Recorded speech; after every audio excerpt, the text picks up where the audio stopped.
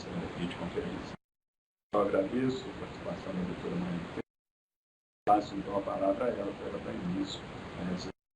Todos, é um prazer estar aqui mais uma vez. A gente teve aqui no ano passado um tema diferente e acho que é um tema extremamente relevante na atenção primária, principalmente porque existem várias atualizações, né? O cirrose hoje é um paciente muito mais bem conhecido e estudado e muitas coisas do manejo desse paciente foram mudando aí ao longo dos anos com o melhor conhecimento sobre a fisiopatologia da doença.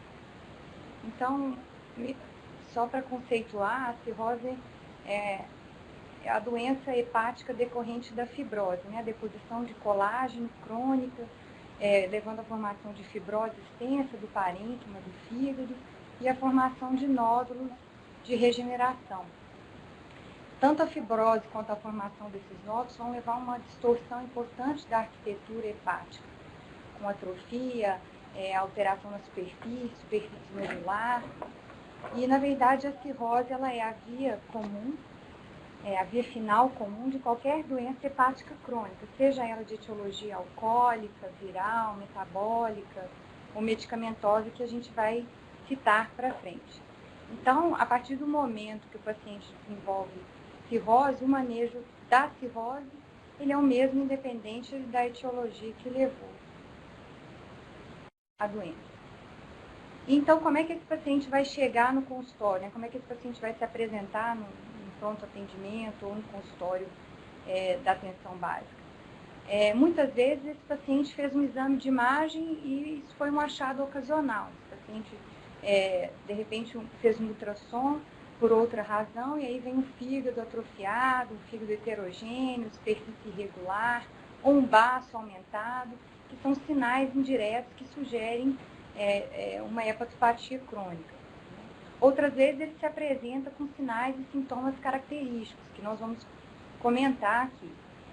E outras vezes por alterações laboratoriais. Às vezes o paciente chega ao consultório, por exemplo, com uma plaquetopenia, e aí na investigação ele tem um baço aumentado, ele tem um fígado alterado, e aí ele tem uma doença hepática crônica. Em relação aos sinais e sintomas clínicos, então, na verdade, a cirrose ela se manifesta através de duas síndromes principais. A síndrome da insuficiência hepática, que é pela própria deficiência de síntese e depuração do fígado, e a síndrome da hipertensão portal. Eu acho que dividindo dessa maneira fica mais didático e fácil de compreender como é que esse doente se apresenta. Então, em relação à insuficiência hepática, esse paciente ele apresenta uma alteração nos hormônios sexuais, relacionados principalmente ao aumento dos estrógenos e diminuição dos hormônios masculinos, né? Da androstenona e outros. E aí esse paciente vai desenvolver ginecomastia, telangiectasias, rarefação dos pelos e atrofia testicular, todas relacionadas a essas alterações dos hormônios. A icterícia, né, que é o aumento da bilirrubina, está relacionada à diminuição da depuração do fígado, né? Então, na insuficiência hepática, ocorre um aumento tanto da bilirrubina direta quanto da bilirrubina indireta, embora o aumento da bilirrubina direta, em geral, seja predominante. Então, esse paciente ele faz um quadro de uma colestase, que a gente chama de colestase intrahepática, uma dificuldade do próprio hepatócito secretar a bilirrubina que ele consegue conjugar. Outros sintomas são decorrentes de diminuição da síntese proteica, do catabolismo extremo que esse paciente faz. Então, esse paciente ele vai desenvolver desnutrição, é um paciente que queixa muita fraqueza, astenia, é um paciente apático, em geral com musculatura atrofiada. Diminuição também, o fígado é o único lugar de síntese da albumina, então, em regra, esses pacientes também vão desenvolver, ao longo da evolução da doença, um quadro de hipoalbuminemia e distúrbios de coagulação, que aí é um capítulo à parte dentro da cirrose hepática. Os distúrbios da coagulação são vários no paciente cirrótico. O fígado é o local de síntese tanto dos fatores da coagulação quanto dos anticoagulantes naturais. Então, são vários os distúrbios e Em alguns momentos, esse paciente pode ter uma tendência maior a sangramentos, em outros momentos, ele pode ter uma tendência maior a coagulação, e não vou entrar em detalhes, porque iria estender muito aqui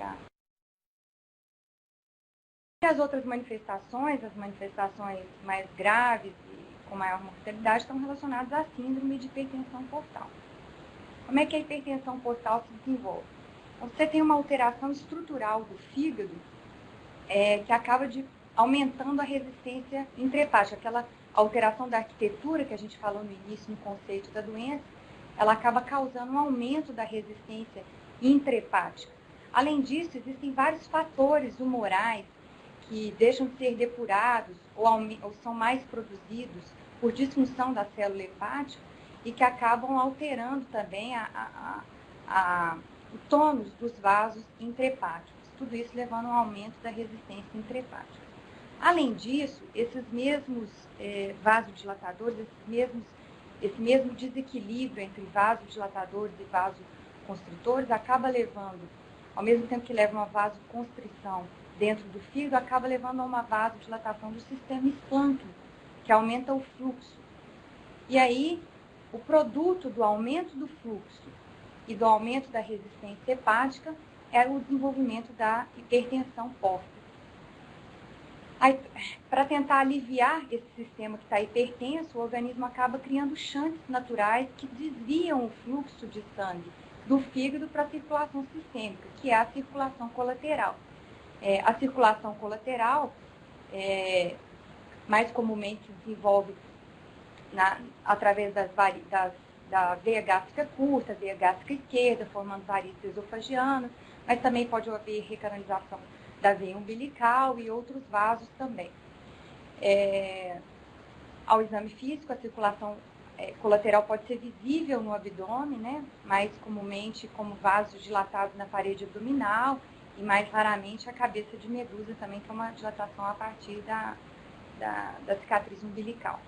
A circulação colateral, então, ela é responsável pela formação das varizes esofagianas, e o sangramento por varizes é uma situação grave no cirrótico, com alto índice de mortalidade, e a encefalopatia hepática, porque esse shunt acaba levando com que toxinas que são absorvidas pelas células do intestino acabam não passando pelo fígado, e aí chegando ao sistema nervoso central e trazendo aí o problema da encefalopatia hepática, que a gente vai discutir mais para frente. Além disso, esses pacientes acabam desenvolvendo uma vasodilatação periférica, substâncias que são também absorvidas aí pelos enterócitos, não são depuradas no fígado e chegando à circulação periférica acabam provocando uma vasodilatação arterial periférica, o que diminui a resistência vascular periférica, então esse paciente ele tem um volume arterial efetivo baixo e, em geral, é um paciente naturalmente hipotenso e isso raramente traz repercussão clínica para esse paciente. A diminuição da resistência vascular periférica é responsável pela ativação nesses pacientes do sistema renina, angiotensina, androsterona e do sistema nervoso simpático, que vai levar à retenção de sódio e água. E aí a retenção de sódio e água nesse paciente é responsável pela formação de ascite e edema. Além disso, o sistema renina-angiotensina provoca uma vasoconstrição do rim, e essa vasoconstrição no cirrótico avançado pode levar à síndrome hepatorrenal, que é outra complicação extremamente grave do paciente cirrótico, que a gente não vai entrar em detalhes hoje, porque isso é uma complicação que se desenvolve principalmente em ambiente hospitalar, mas com elevada mortalidade. E além disso, né, essa retenção vai levar a um aumento da volemia desse paciente, aumento do débito cardíaco, e esse aumento da volemia e do débito cardíaco é a famosa circulação hiperdinâmica do paciente cirrótico. Em última análise, esse aumento da volemia e do débito cardíaco tem sido considerado hoje na gênese da miocardiopatia que o cirrótico desenvolve ao longo também da evolução, que eu não vou entrar em detalhes hoje pelo extenso aí assunto, né? Então nós vamos falar só mais relevante para a atenção básica.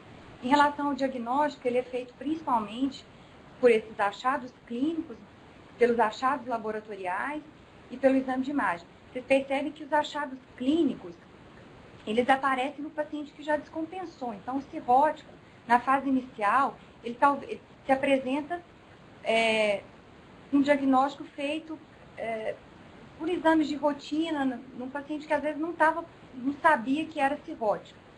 Então, é importante nesse paciente buscar o diagnóstico, buscar a etiologia, como nós vamos comentar. Então, a maioria dos pacientes, o diagnóstico vai ser clínico, laboratorial, como a gente já comentou alguns detalhes, e com exames de imagem. A biópsia hepática, embora seja o exame padrão para o diagnóstico, com essa sensibilidade podendo chegar a 100%, é ela que demonstra essas alterações morfológicas características, né, da cirrose hepática. É um exame que tem seus riscos, principalmente se o paciente é descompensado. Então, para o paciente cirrótico, a biópsia hepática é um exame de exceção.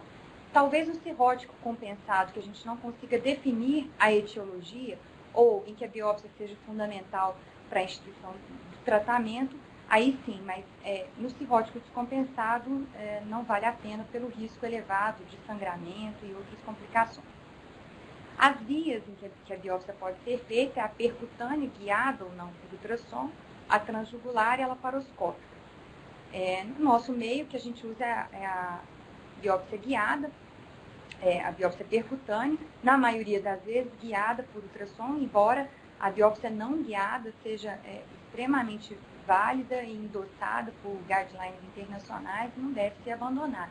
Se você não tem a biópsia guiada por ultrassom à mão, a biópsia às cegas ela é válida, não tem elevado índice de complicação. A amostra é muito interessante porque é uma agulha mais grossa do que a biópsia guiada pelo ultrassom, e então não deve entrar em desuso. A biópsia transjugular, ela é muito feita com frequência fora do Brasil. No Brasil, pelo menos aqui no nosso meio, não é muito usada. E a laparoscópica é mais invasiva, então ela é realizada eventualmente, por exemplo, paciente que foi fazer uma colecistectomia e aí o cirurgião detecta durante o procedimento uma alteração da morfologia hepática e aí biopsia o fígado, né? Ou, por exemplo, em cirurgias de obesidade, percebe-se alteração da estrutura do fígado e aí esse fígado é biopsiado. Não deve ser a via de escolha. Também por ser uma via mais complicada, com maiores riscos. Qual que é o papel do ultrassom? O ultrassom ele tem um papel muito mais importante no diagnóstico das complicações do que no diagnóstico da cirrose propriamente dita. Mas o ultrassom pode sim mostrar alguns indícios, alguns sinais indiretos de cirrose hepática. Algumas causas de cirrose podem levar a hepatomegalia, como os doenças de depósito do fígado, outras vão levar a atrofia hepática. Na maioria das vezes o fígado cirrótico é um fígado heterogêneo, tem uma superfície nodular. Antigamente até se usava a classificação macro ou micronodular, hoje essa classificação está em desuso, mas esse fígado nodular no cirrótico, ele pode ser bem identificado pelo ultrassom. O lobo direito pode estar atrofiado, uma hipertrofia do lobo esquerdo, isso é verdade, por exemplo, no paciente esquistossomótico. Paciente que às vezes apresenta, por exemplo, uma hipertrofia isolada do lobo caudado, com atrofia do lobo direito, do lobo esquerdo, sugerindo, por exemplo, uma etiologia como Budd-Chiari. E o calibre da veia porta também, que é um sinal indireto de aumento da pressão de hipertensão portal. Não é um exame, não mede diretamente a pressão, então é um exame indireto. O exame que avalia diretamente é o exame invasivo, que você cateteriza e mede a pressão, o gradiente de pressão, e aí você sabe que o paciente tem realmente uma hipertensão portal. Mas o aumento do calibre ele sugere um aumento da pressão da veia porta. E o ultrassom, então, como eu já havia dito, é principalmente para avaliar as complicações e vai ser muito útil para o paciente para avaliar ascite, esplenomegalia, complicações outras como, por exemplo, trombose, principalmente o ultrassom com Doppler, a presença de circulação colateral e no rastreamento do câncer hepatocelular, que nós vamos citar também mais para frente com mais detalhes. Hoje em dia existem métodos, existe uma busca intensa para o surgimento de métodos não invasivos para a detecção de fibrose, já que o método padrão atualmente é um método invasivo, Então, vários scores já foram criados para tentar avaliar a fibrose de maneira não invasiva, né? Eu não vou citar todos aqui, eu só queria chamar a atenção para a elastografia hepática transitória por ultrassom, que é o FibroScan, é uma patente francesa, que é um método promissor, embora ainda careçam estudos aí para validar cientificamente esse método, mas é um método muito interessante que pode ser realizado no consultório mesmo, não invasivo. Então, você usa um ultrassom, um transdutor, que emite uma onda de baixa amplitude, baixa frequência no fígado. Essa onda é transformada no fígado em uma onda elástica. E aí, a velocidade de propagação dessa onda seria proporcional ao grau de rigidez hepática. Então, essa velocidade seria avaliada para mostrar se o fígado é mais rígido ou menos rígido, e a rigidez se correlacionaria, então, ao grau de fibrose. Já existem softwares disponíveis para avaliar a fibrose nas hepatites virais, B e C, e na esteatohepatite não alcoólica. A grande vantagem desse método é, primeiro, o risco, nenhum risco que esse paciente vai ter. Segundo, é que esse paciente, para aqueles pacientes que precisam de avaliação seriada, principalmente na esteatohepatite não alcoólica e nas hepatites virais, seria um método excelente que evitaria esse paciente estar sofrendo em biópsias hepáticas frequentes e seriadas. A desvantagem é que ele é pouco disponível no nosso meio, tem só um centro, por enquanto, que faz esse exame aqui em Belo Horizonte, e alguns em São Paulo. Tem um custo ainda elevado, não é exame padronizado ainda nem pelo SUS, nem pelos convênios de saúde, pelos e, como eu disse, ainda precisam de mais estudos para que esse exame seja protocolado, para que seja definido de quanto em quanto tempo ele deve ser feito. E ele tem uma limitação em pacientes obesos e ascite volumosa, que ele perderia um pouco aí a sensibilidade. É um exame promissor que vale a pena conhecer. Em relação à avaliação etiológica, é muito importante, principalmente naquele cirrótico inicial, a busca da etiologia. Aliás, não só no cirrótico inicial, em todo paciente cirrótico.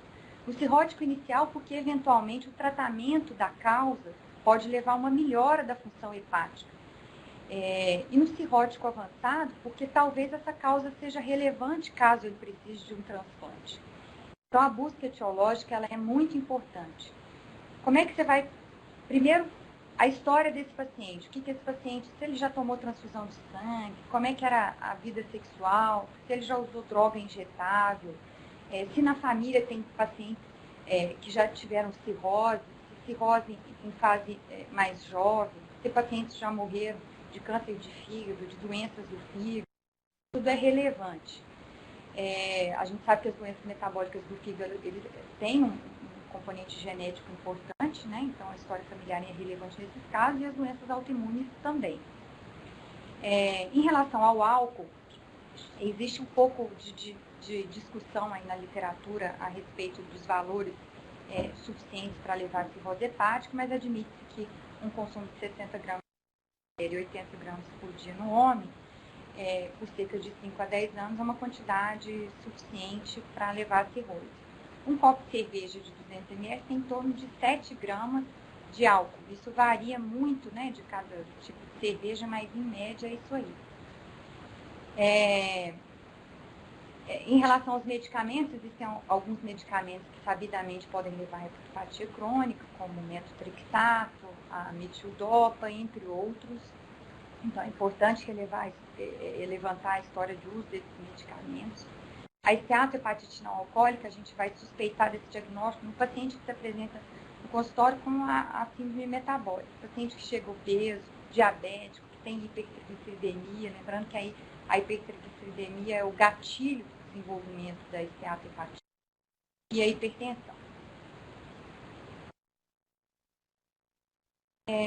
Em relação às hepatites virais, eu coloquei os exames de screening básicos, né? Claro que eventualmente se esses exames vierem positivos, outros exames deverão ser solicitados, mas são exames que devem ser solicitados numa investigação inicial. Tanto para a hepatite D, um antígeno de superfície, que é um antígeno que detecta a presença do vírus no organismo. O anti-HBC é um antígeno do core do vírus, que é uma outra parte do vírus da hepatite B. e aí esse vírus detecta se o paciente já teve contato prévio ou não com o vírus, pode não ser diagnóstico de infecção ativa, pode ser só contato prévio, e o anti-HBS, que é um antígeno de defesa, que confere imunidade ao vírus. Então, quando ele está presente, ou o paciente teve contato e se curou, ou o paciente foi vacinado. Em relação ao vírus da hepatite C, o anti-HCV é o exame de screening. Lembrando, só fazer um parêntese nesse momento, que álcool e hepatite C são as principais causas no Brasil e nos Estados Unidos de cirrose. E as doenças hepáticas autoimunes, que são a hepatite autoimune, a cirrose biliar primária e a colangite esclerosante primária. Os exames iniciais de screening seriam o eletroforese de proteína, o pico de gama globulina está presente em aproximadamente 80% dos pacientes com hepatite autoimune, o fator antinúcleo, né, o FAN, o antimúsculo liso, o antimitocôndria e o AMPA, que é o antígeno de neutrófilo.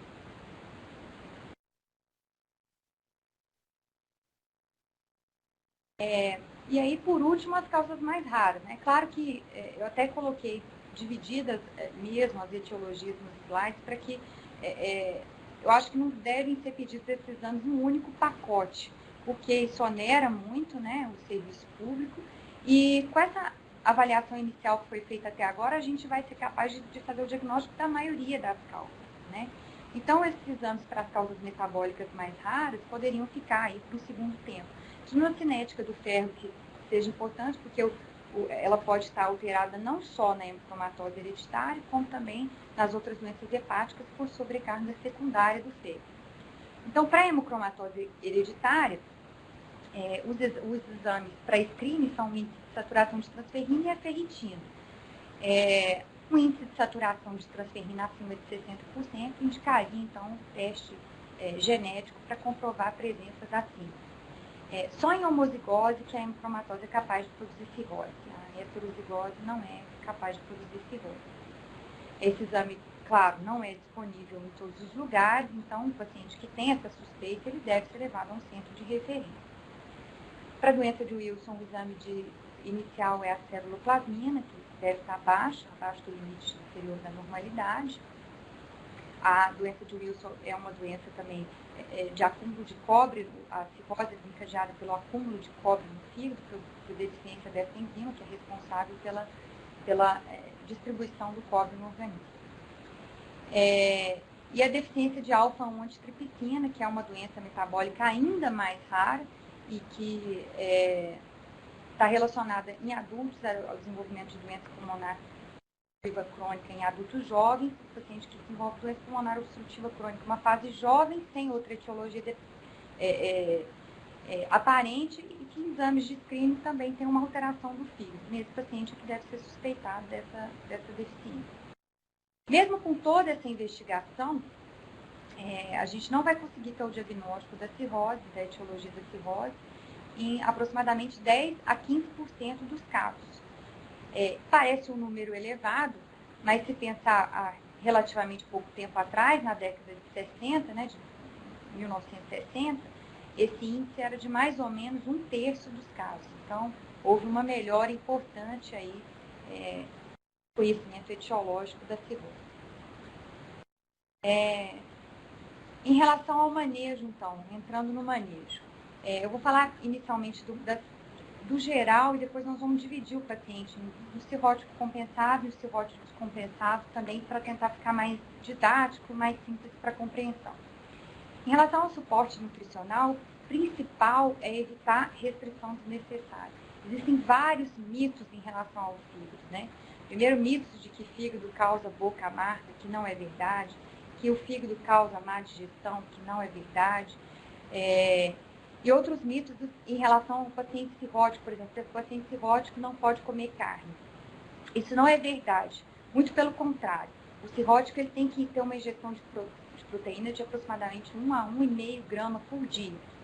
É claro que se essa proteína puder ser não só de origem animal, ser também de origem vegetal, é interessante para esse paciente, porque a origem vegetal produz menos amônio.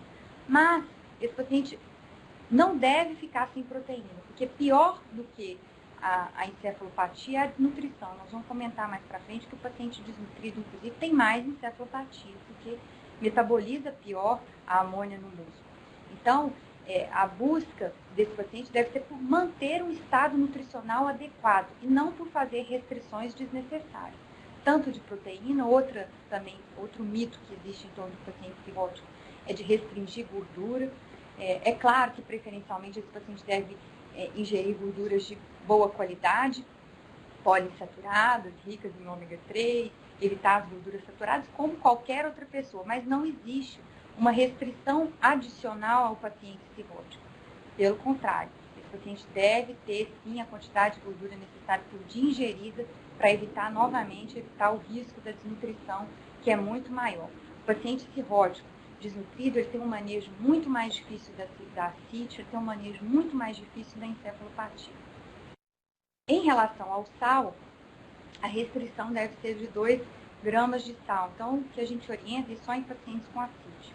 O que a gente orienta o paciente faz a comida sem o sal e depois acrescenta, são 2 tampinhas de bico que ele pode comer durante o dia todo. Mas isso também, para o paciente que a dieta, que ele passa a comer muito mal, porque não se sente bem com essa alimentação, a gente acaba sendo mais liberal. Porque, mais uma vez, a desnutrição é o pior nesse paciente. Como é que a gente vai avaliar, então? Primeiro, nós vamos estratificar a gravidade desse paciente. Aí tem um score, uma classificação que é simples, essa classificação de Child-Cook, que o paciente é classificado através desses 5 critérios: ascite, bilirrubina, tempo de protrombina, encefalopatia, presença de encefalopatia e a dosagem sérica de albumina. A ascite leve é considerada cirrose inicial, considerada Child A, que é 5 a 6 pontos, Child B e C, cirrose descompensada. Então, agora nós vamos dividir o manejo da cirrose desses dois grupos de pacientes, porque difere um pouco o que a gente vai buscar para cada um. O manejo da cirrose compensada, qual que é o cirrótico compensado, primeiramente? Aquele paciente que não teve ainda nenhuma complicação mais grave, ascite, encefalopatia, hemorragia digestiva ou icterícia. A sobrevida desse paciente, ela é boa, em média 9 anos. Então, qual que é o objetivo nesse paciente? Primeiro, buscar intensamente a causa de base, porque, eventualmente, se for uma causa tratável, esse paciente melhora a função hepática e talvez nunca nem precise de um transplante. Quais seriam as mais importantes nessa situação? Parar de ingerir bebida alcoólica na cirrose etanólica. Muitas vezes esses pacientes melhoram muito, regridem varizes no esôfago, melhoram muito a função hepática, melhoram a albuminemia, melhoram a ascite. O tratamento também da hepatite B, da hepatite C, tratamento da hepatite autoimune pode melhorar. No paciente com hemocromatose hereditária, as sangrias também podem melhorar o paciente. Eventualmente, se ele precisar do transplante, se ele fizer a sangria, também vai ser melhor para ele. E aí, além de tratar a causa base, tentar diagnosticar e prevenir as complicações. Nesse caso, se aplica hemorragia varicosa e o carcinoma hepatocelular. O carcinoma hepatocelular, eu vou falar no final, porque é o mesmo rastreamento tanto para o cirrótico compensado quanto para o cirrótico descompensado. Em relação à hemorragia varicosa, para o paciente que nunca sangrou, que é esse paciente com cirrose compensada, que nunca teve nenhuma complicação. Então, seria a profilaxia primária, prevenção do primeiro sangramento. Todo paciente cirrótico deve ser submetido à endoscopia. A endoscopia é um método de rastreio de varizes de esôfago, varizes gástricas. Se na endoscopia não forem encontradas varizes, nada a ser feito. O paciente só deve repetir o exame de endoscopia, e aí é variável na literatura. Alguns consensos recomendam repetir anualmente, outros a cada 2 anos, até 3 anos em algumas recomendações. Se as varizes forem de pequeno calibre, nesse paciente que é Child A, a gente está falando do paciente Child A, o uso do beta-bloqueador, ele é opcional nessa situação, porque esse paciente, por ter Child A, o risco dele de sangramento é menor. A gente vai ver que no Child B isso é um pouco diferente. Em relação às varizes de médio e grande calibre, a gente tem 2 opções para a prevenção primária. ou iniciar o beta-bloqueador, e aqui tem que ser um beta-bloqueador não seletivo, porque a intenção é fazer um bloqueio beta-1 no coração, então diminuir o débito cardíaco que está aumentado, diminuir a frequência cardíaca nesse paciente para diminuir o débito cardíaco, e a ação beta-2, que é a de vasoconstrição inflante. São essas duas ações associadas que vão reduzir a pressão portal. Então, por exemplo, beta-bloqueadores seletivos como o atenolol não devem ser usados. Aqui a escolha é o propranolol, que é o mais usado no nosso meio, e tem o nadolol também, que é citado na literatura. Para varizes, então, de médio e grosso calibre, a gente vai usar o beta-bloqueador ou a ligadura elástica, ambos com a mesma eficácia, e a associação deles ainda não tem comprovação na literatura, então é um método ou outro no momento, para a profilaxia primária. Para a profilaxia secundária, a gente vai ver também que muda um pouquinho. Em relação, então, ao manejo da cirrose descompensada, agora sim nós vamos falar das complicações, nós vamos falar de novo de hemorragia, como é que muda um pouco a profilaxia no paciente que é cirrose mais avançada, da peritonite bacteriana espontânea, da ascite e da encefalopatia hepática. Existem outras complicações que são menos comuns, como a síndrome hepatopulmonar, a síndrome hepatorenal, a miocardiopatia do cirrótico, que eu não vou discutir agora, porque são, primeiro, que são mais raras, segundo, que são, muitas vezes, abordadas em ambiente hospitalar.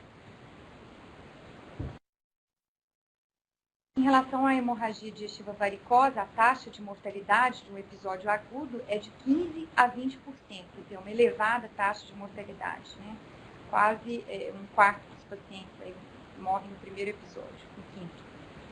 A taxa de ressangramento é de aproximadamente 60%, uma dor entre mais da metade dos pacientes vão ter novo episódio de hemorragia entre 1 e 2 anos depois do primeiro episódio, e aí a mortalidade no ressangramento é de 1/3 dos pacientes, quer dizer, é algo muito importante para a gente ficar de olho, tanto na profilaxia primária quanto na profilaxia secundária. Em relação à profilaxia primária, no Child B ou C, que é o paciente com cirrose mais avançada, nas varizes de pequeno calibre já está indicado o uso de beta-bloqueador. Não é mais opcional como naquele cirrótico compensado, porque esse paciente, já por apresentar uma disfunção hepática mais avançada, tem maior risco de sangramento, mesmo que o calibre das varizes não seja tão grande. E as varizes de médio e grosso calibre, novamente o beta-bloqueador ou a ligadura elástica das varizes por endoscopia. A associação desses dois métodos na profilaxia primária, ela é controversa, como eu já comentei. Então, no momento, ela não é recomendada.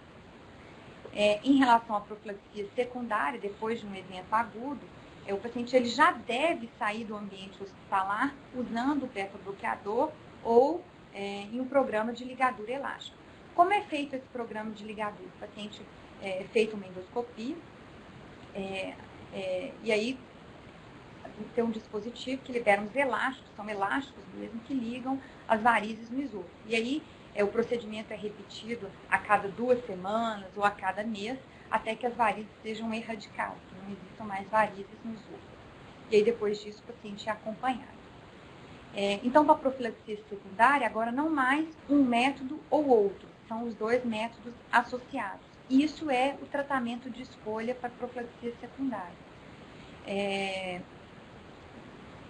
Se esse paciente for refratário a essa terapia, que é a terapia de primeira linha, existem opções de shunts, tanto o shunt cirúrgico como o TIPS, que na verdade são anastomoses portosistêmicas do sistema porta com a circulação sistêmica, de forma cirúrgica ou através de um dispositivo implantado por via transjugular, que levam a uma diminuição da pressão portal.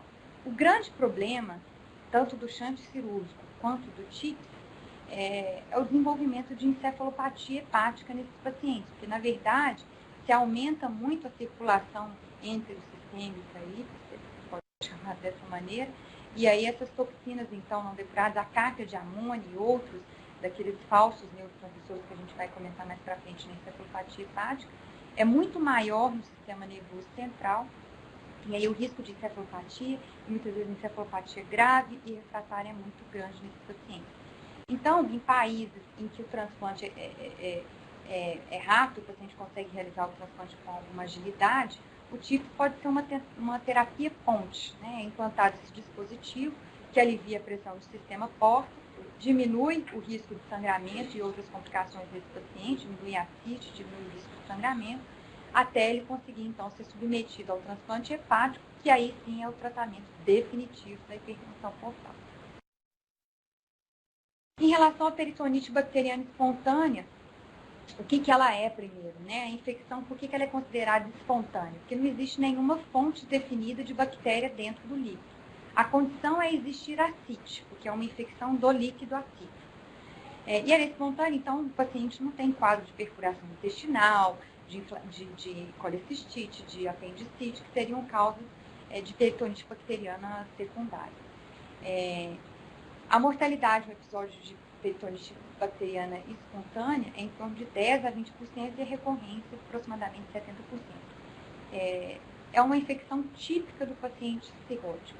Como é que se faz o diagnóstico? Através da coleta do líquido acítico, é feita a citometria, 10 ml de líquido acítico é suficiente, e aí se forem encontrados mais de 250 polimorfonucleares, é considerada peritonite bacteriana espontânea. Quais pacientes devem ser submetidos a uma paracentese diagnóstica? A busca, então, de peritonite bacteriana espontânea. Todo paciente cirrótico com ascite que é admitido em hospital, por qualquer outro motivo, paciente que internou com hemorragia digestiva, paciente que internou com cefalopatia hepática, porque a peritonite bacteriana é uma das causas, é um dos fatores precipitantes dessas outras complicações. No cirrótico com ascite, que apresenta sintomas típicos, então o paciente cirrótico com ascite que de repente começa a ter dor abdominal, ter febre, embora esse paciente seja mais raro, e no cirrótico com ascite que de repente, sem outra causa aparente, piora a função renal, deteriora a função renal ou a função hepática. Nesse paciente é que deve ser feito o rastreamento com paracentese diagnóstica para a busca para PBE. Por que a PBE tem uma mortalidade tão elevada? Porque ela piora demais, a translocação bacteriana no paciente cirrótico, ela piora demais essa disfunção circulatória que a gente comentou naquele fluxograma. E aí todas aquelas complicações, elas ocorrem de forma mais grave no paciente. Então, é por isso que a mortalidade é tão elevada no paciente que tem um episódio de PBE, no paciente cirrótico que tem uma sepse. O tratamento ele deve ser em ambiente hospitalar, então nem vou entrar em detalhes, porque ele deve ser feito inicialmente por via endovenosa, só depois que pode ser passado para via oral. Então, o tratamento é feito por 7 dias em ambiente hospitalar. Eu queria só deixar claro aqui que o paciente que tem um episódio de PBL deve receber uma profilaxia secundária, que é justificável, tanto por essa mortalidade elevada, quanto pelo elevado índice de recorrência. A profilaxia é feita com norfloxacino, 400 mg por dia, esse é um antibiótico de escolha. O Bactrim pode ser usado em pacientes que têm alguma contraindicação ao uso de quinolona. A profilaxia secundária ela deve ser mantida para a vida toda, ou até o transplante hepático, ou se eventualmente esse paciente resolve a cirrose. Se esse paciente trata a doença de base, por exemplo, e resolve a cirrose, resolve a ascite. Porque o paciente tem ascite, ele não tem PBE. O grande problema de se manter a quinolona, né, ou qualquer antibiótico aí, por longo prazo de vida, é o desenvolvimento de bactérias resistentes. Mas, por enquanto, isso não é ainda um problema relevante, pelo menos no nosso meio. A ascite, ela se desenvolve, então, em 30% dos cirróticos compensados, no período de 5 anos. Esses pacientes que desenvolvem ascite, a sobrevida é pior, né, 50%, então metade morre no ano. Se a ascite é refratário, o prognóstico é pior ainda, a gente vai comentar os conceitos de ascite refratário. E a ascite, ela se desenvolve quando a disfunção, né, quando a disfunção circulatória do cirrótico piora. Então, o tratamento acaba não reduzindo a mortalidade, porque o tratamento, na verdade, é um tratamento mais para aliviar o acúmulo. A gente não consegue atuar na gênese do problema. Então, infelizmente, não melhora a sobrevida, mas melhora a qualidade de vida e, principalmente, previne a PBE, que aumenta muito aí nesse paciente. Como é que é feito, então, o tratamento da ascite?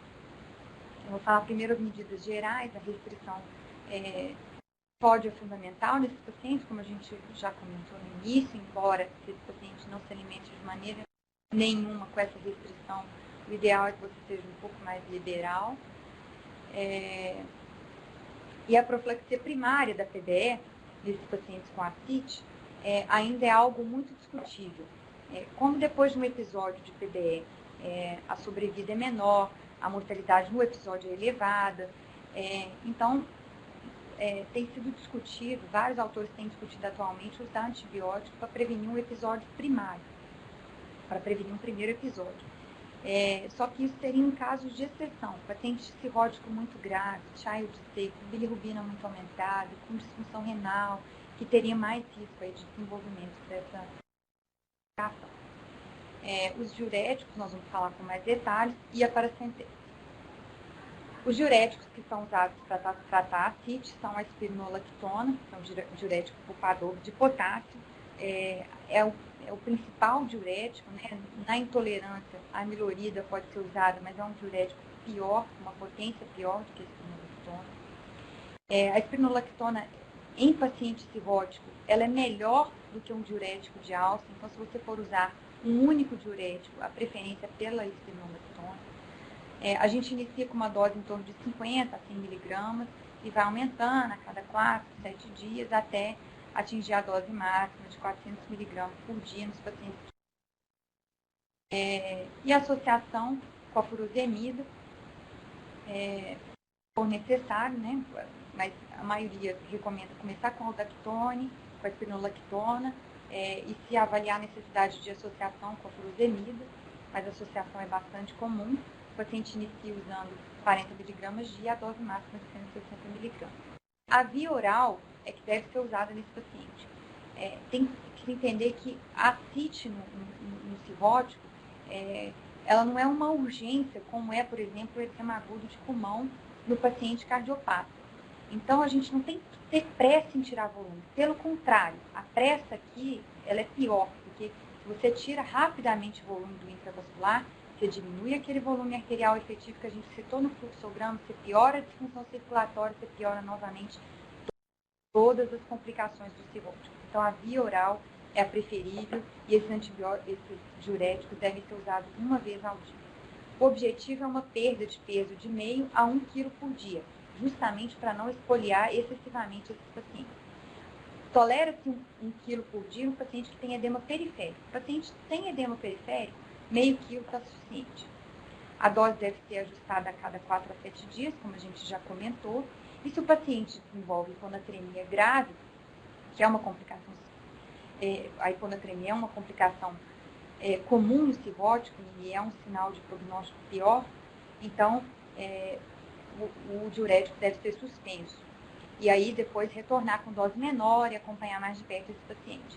E também deve ser suspenso se houver piora da função renal, creatinina maior que 1,5. Da mesma maneira, suspende o diurético e se melhora a função renal, se volta a creatinina basal e aí você reintroduz o diurético com doses menores e vai tateando mais lentamente aí até ver a dose tolerada por esse paciente. Se o paciente já tem disfunção renal, aí nós vamos comentar que ele tem uma ascite intratável. Uma outra maneira, aquele paciente, por exemplo, que interna no hospital, descompensado, e aí tem uma ascite muito tensa. Ou mesmo um paciente ambulatorial, que já chega com uma ascite muito tensa, mas não estava usando nenhum tratamento. Nesse paciente, você pode fazer uma paracentese total, que é aquela paracentese com retirada de grandes volumes de líquido acítico, com a infusão de albumina. A infusão de albumina é fundamental para prevenir complicações, como disfunção circulatória depois do procedimento. Ela deve ser feita quando você retira mais de 5 litros de líquido acítico. E aí a dose é 6 a 8 gramas de albumina por litro de líquido acítico retirado. Então, se você está num ambiente que não tem essa disponibilidade da albumina, porque o frasco de albumina é caro, em muitos lugares não tem, então você não deve fazer nesse paciente paracenteses com volume maior do que 5 litros. E mesmo na paracentese com volume menor que 5 litros, talvez a reposição de um outro colóide seja interessante, porque se você deixa que esse paciente desenvolva uma disfunção circulatória após o procedimento, ele ativa o sistema renina, ele retém água e sódio de novo, ele reforma essa ascite rapidamente, e aí não valeu de nada o procedimento, a não ser para avaliar rapidamente os sintomas. Quando você faz essa situação, que é a ascite não complicada, para tirar uma vez e agilizar o tratamento, você deve iniciar o diurético logo depois que você fez a paracentese. E mantê-lo aí depois de tateando a dose, como a gente já comentou. Então, esse foi o tratamento da ascite não complicada. Agora, a ascite refratária. O que é a ascite refratária? Muitos cirróticos com ascite, com o tempo, com a piora daquela disfunção circulatória que a gente mostrou no fluxograma, vão desenvolver ascite refratária, que é a ascite que não responde às doses máximas dos diuréticos, que a gente já comentou, ou o paciente que é impossibilitado de usar essas doses máximas porque tem alguma outra complicação, que tem encefalopatia, que tem hiponatremia grave com uso diurético, ou que tem uma disfunção renal importante, creatinina acima de 1,5. Nesses pacientes, o tratamento deve ser a restrição do sódio, como a gente citou, não precisa restringir mais do que 2 gramas por dia. Na verdade, a restrição do sódio nesses pacientes só vai aumentar um pouco o intervalo entre as paracenteses que nós vamos comentar aqui na folha. E os diuréticos devem ser usados na dose tolerada por esses pacientes. Eventualmente, nenhum diurético vai ser tolerado.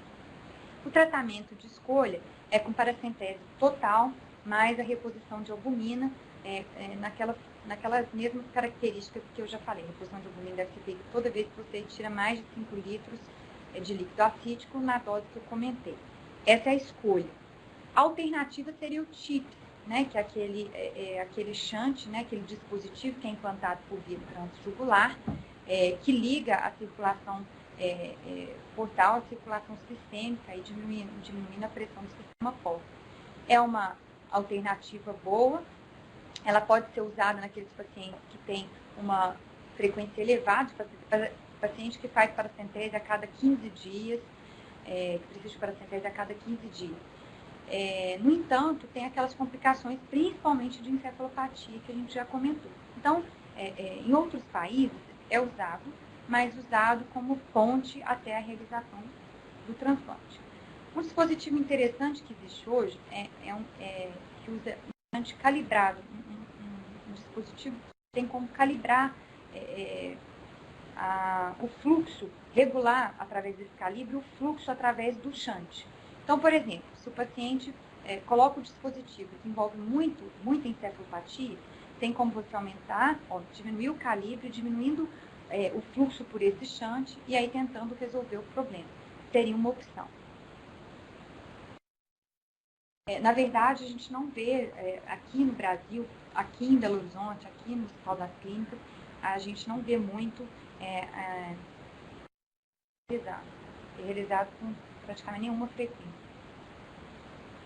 Em relação à encefalopatia hepática, passando aqui para outra complicação, ela é uma síndrome neuropsíquica, uma síndrome reversível, caracterizada por alteração da consciência, aquele cirrótico que vai ficando bradipsíquico, né, que fala mais lento, que fica mais sonolento, que não consegue mais escrever, falar corretamente, que altera a personalidade, que não dorme mais à noite, que dorme muito de dia. E essas alterações são secundárias à insuficiência hepática. Então, deve-se excluir outras causas de alterações neurológicas nesse paciente. A patogênese é bastante complexa, acho que não vale a pena entrar em detalhe aqui, mas só ressaltar o papel fundamental da amônia, que após vários anos de estudos aí da encefalopatia, continua tendo papel fundamental na fisiopatologia. A amônia ela é produzida pelo catabolismo proteico nos enterócitos no intestino delgado e nas bactérias do colo. Então, o tratamento vai visar diminuir a produção dessa amônia, já que a gente não consegue corrigir o shunt que ocorre, né, da amônia passar diretamente para o sistema nervoso central sem ser metabolizado no fígado. Em relação à classificação, a encefalopatia considerada leve ou inicial é aquele paciente que alterou o ciclo sono-vigília, com algumas alterações discretas de personalidade, de cognição. A grau 2, que é um pouco mais grave, o paciente já apresenta flaco, que é aquele tremor de extremidade que a gente testa colocando o antebraço do paciente apoiado e a mão fazendo uma força contra a mão aqui, contra o músculo da mão, e aí o paciente exibe um tremor que imita o batimento de asa. Isso seria o flaco. Esse paciente tem mais sonolência, o grau 2. O grau 3 é o paciente em coma, mas que ainda tem alguma resposta aos estímulos. E o grau 4 é o comatoso, que não tem mais nenhuma resposta aos estímulos. Estímulo verbal doloroso que eu estou falando. Em relação à evolução, a encefalopatia hepática ela pode ser episódica, um episódio isolado aqui, outro ali, recorrente, que é quando o paciente tem mais de 2 episódios por ano, e persistente, que é aquele paciente que, mesmo com tratamento, ainda persiste com alguns sintomas, ou aquele paciente que responde ao tratamento, mas que recorre assim que o tratamento é suspenso. Quais são os objetivos? Primeiro que, em geral, sempre existe um fator precipitante para desencadear a encefalopatia hepática. Então, esse fator ele deve ser sempre buscado e, se possível, tratado. Isso é fundamental. Em segundo lugar, vem o tratamento específico e a manutenção nos casos da encefalopatia recorrente ou persistente que a gente vai comentar. Quais seriam, então, os fatores precipitantes?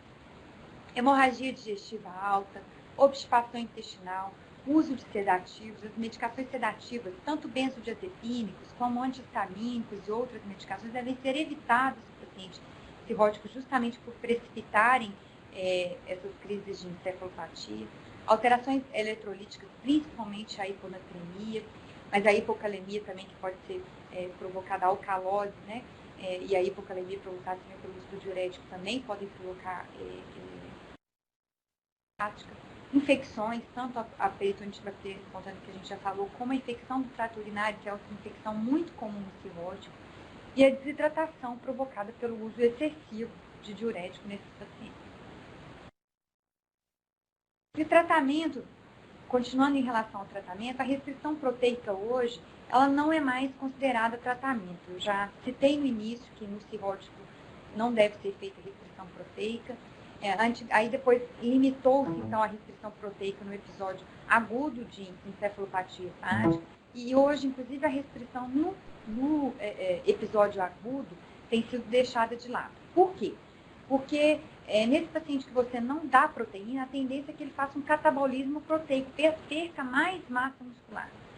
Então, na verdade, ele continua produzindo amônia endógena por quebra da proteína muscular. E aí, depois que ele sai desse episódio, ele está mais desnutrido, ele tem menor capacidade de metabolizar a amônia no músculo. Então, também no episódio agudo de encefalopatia hepática, a restrição proteica tem caído em desuso. Em todos os casos, a gente deve suspender o diurético durante o evento agudo apenas, e evitar o uso aliás, sedativos deveriam ser proscritos, né, nesses pacientes cirróticos. Quadro de agitação psicomotora, neurolépticos, principalmente o haloperidol, deve ser usado. Os pacientes não devem usar benzodiazepínicos ou antihistamínicos, como eu já havia comentado. O tratamento específico de escolha é feito com a lactulose. A lactulose é um disacarídeo, não é absorvido. Ele pode ser administrado por via oral ou enema. A via oral é de escolha, enema só é usado quando o paciente está comatoso, e aí a via oral não pode ser utilizada. No paciente com uma crise aguda, você vai dando doses altas, 15 a 30 ml, de hora em hora, até o paciente começar a evacuar. Depois, você reduz a dose. O enema também dilui em 1 litro de água, um frasco de lactulose em 1 litro de água, é aplicado por via retal, e aí depois vai repetindo as aplicações a cada 4 horas, até o paciente evacuar. Depois, a dose, quando o paciente acorda, já é passada para o oral na dose mais baixa.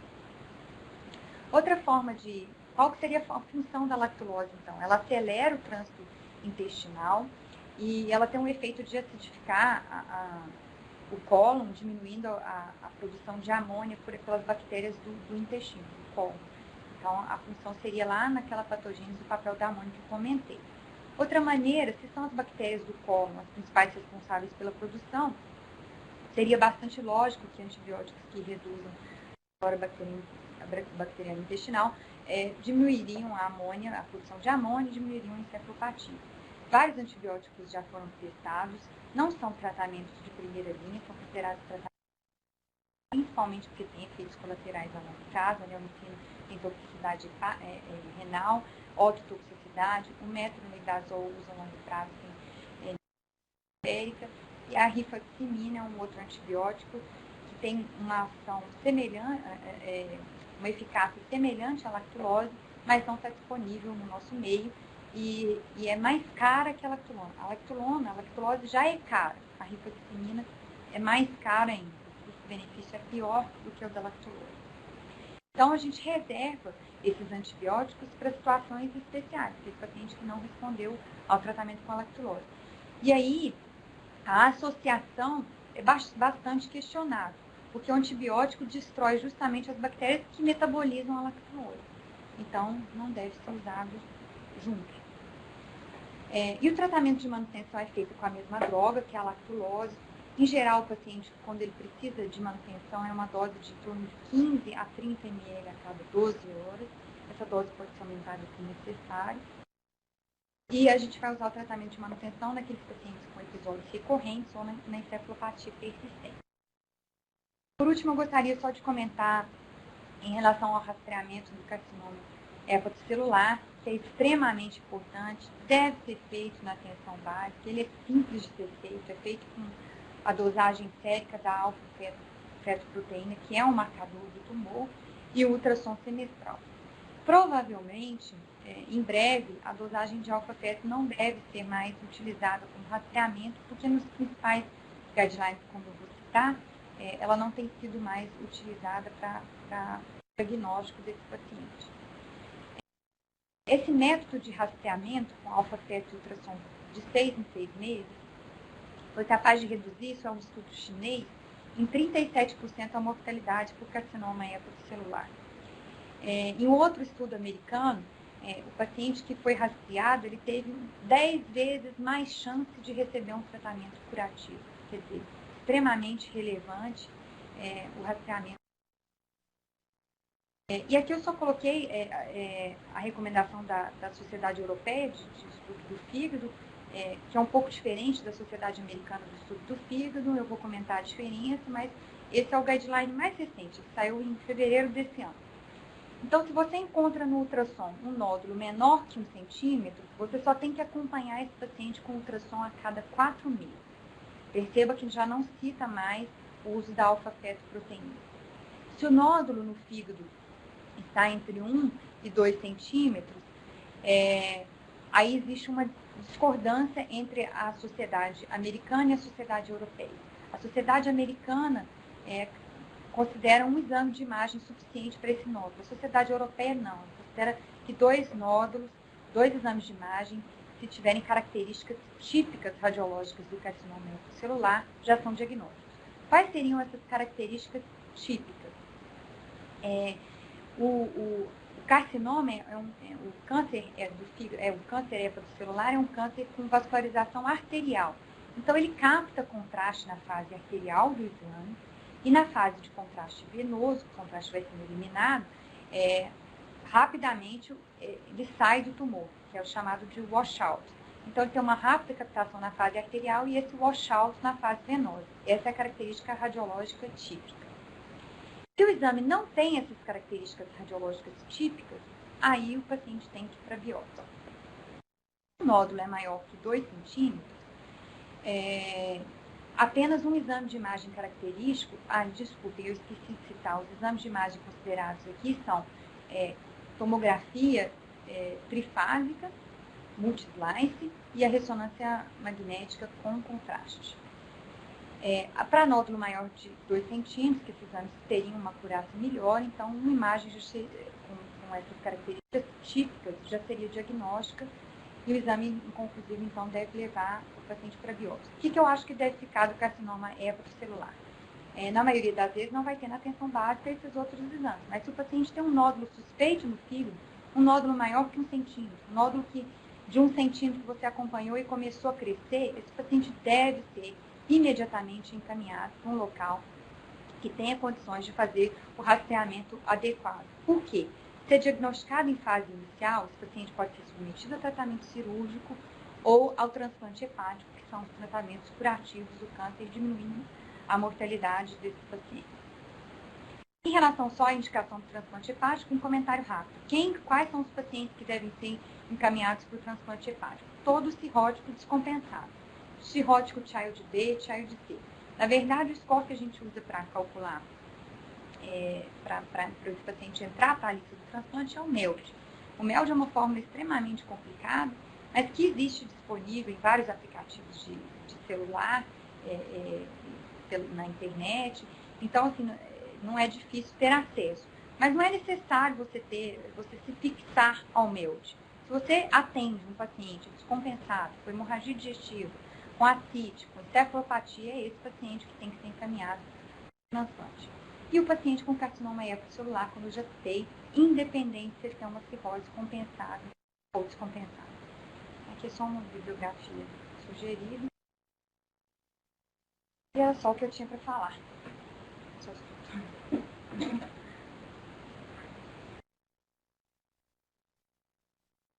Queria agradecer a doutora Maria. Obrigada. É um assunto bastante complexo, mas acho que ele é bastante relevante, né? Acho que sempre deve ser levantado aí essas complicações do cirrótico e o papel do médico que atende na atenção primária, ele é fundamental, né? Em países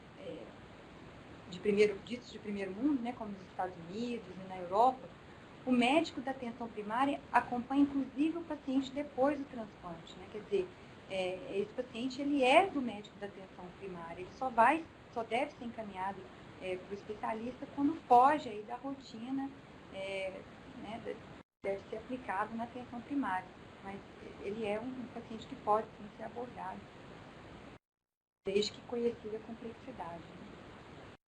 Né? A gente vai aguardando outras possíveis questões. Eu queria fazer uma solicitação a vocês de enviarem para esses e-mails colocados aí no chat temas que vocês gostariam que fossem discutidos nas videoconferências do segundo semestre. Então, temas por vocês sugeridos, que depois, em ordem daqueles que forem mais votados, vão ser colocados para serem discutidos, vão convidar os colegas para virem lá as palestras desses temas que serão escolhidos por vocês. Então, os 2 e-mails estão ali e a gente tem um prazo de hoje a 15 dias, então nas próximas 2 semanas, para vocês irem sugerindo. Podem sugerir o tema que quiserem e a quantidade de temas que quiserem sugerir. Tá? Eu aguardo esse retorno de vocês todos. Você passa bem. Está perguntando, na atenção primária, além do rastreamento do carcinoma hepatocelular e atenção dos fatores precipitantes, o que mais devemos ficar mais atentos nesse paciente? Então, primeiro, eu acho que fundamental não retardar o encaminhamento desse paciente para o transplante. Às vezes a gente vê muito paciente que é acompanhado no interior e que aí fica anos tratando ascite, não resolve no interior e não é encaminhado para o transplante. Então, acreditem no transplante, ele é realizado, é claro que todo mundo sabe, existe uma carência de órgãos, mas os pacientes com maior necessidade têm sido transplantados, até com uma velocidade interessante, quando, por exemplo, a gente compara Belo Horizonte com São Paulo. Então, não retardar o encaminhamento, perceber a indicação do transplante e encaminhar esse paciente o mais breve possível. Eu acho que isso é a primeira coisa. A segunda coisa que eu acho que tem que ficar atenta naquilo que eu falei em relação ao rastreamento das causas da cirrose. Isso é fundamental também. Por quê? Cada vez mais se acredita que aquela cirrose, principalmente a cirrose inicial, quando você trata a causa base, muitas vezes você melhora esse paciente. Você melhora, não vou falar que você resolve 100%, algum grau de cicatriz no fígado, de alteração de arquitetura morfológica vai existir, mas esse paciente clinicamente fica muito bem. Então, eu acho que é outro fator importante. É claro, o objetivo na atenção primária é rastrear. Se você diagnostica uma doença metabólica rara, aí você tem que mandar para o especialista. Em relação a outra coisa também que eu acho que tem que ficar atento, essa questão das restrições alimentares que são frequentes, não é incomum a gente ver o cirrótico chega, não come nada de proteína, não pode comer gordura, então desmistificar isso na cabeça dele, isso é muito importante. e estar atento a tratar essas outras complicações que a gente expôs na aula. Eu acho que isso é o fundamental. Chegou uma outra pergunta aqui, Celina Moraes. Em se tratando de elogios, a aula da professora Maíra Fernandes está escrita errado. Também foi clara com relação à dicção e clareza de exposição, já que o assunto é complexo. Muito obrigada pelo elogio. Celina, hoje também a gente mudou, né, o nosso parte técnica que sempre acompanha também. A gente fez uma primeira vez que a gente faz a vídeo nesse formato. Então, talvez é bom esse retorno, a gente saber que o som não teve problema, a imagem, fora, obviamente, a qualidade da exposição. Então, em não se tendo mais questões, a gente agradece a participação de todos, agradece de novo a doutora Maíra, outras gastro, patologia, são assuntos que não vão faltar aqui, eu tenho certeza, nos temas. Eu aguardo, então, as sugestões de vocês. O objetivo é que a gente faça videoconferências que atendam à expectativa e à demanda das cidades que participam do Projeto Nacional da Saúde. Então, não adianta eu sugerir alguns temas, se não chegarem para mim, acaba que eu vou sugerir. Então, eu gostaria que vocês fizessem essas sugestões, porque o objetivo é que a gente faça o cronograma do próximo semestre baseado no que vocês estão demandando.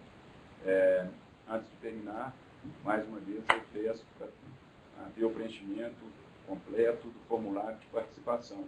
Sem esse preenchimento, a gente tem que mandar isso para o Ministério da Saúde para prestar contas, né, que as cidades estão participando. Então, não adianta a gente mostrar o nome das cidades ali, mas sem haver esse preenchimento, a gente não consegue prestar contas ao Ministério do programa.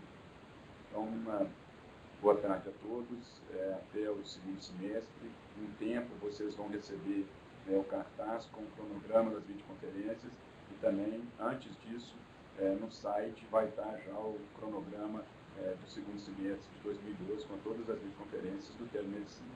Muito obrigado a todos. Boa tarde.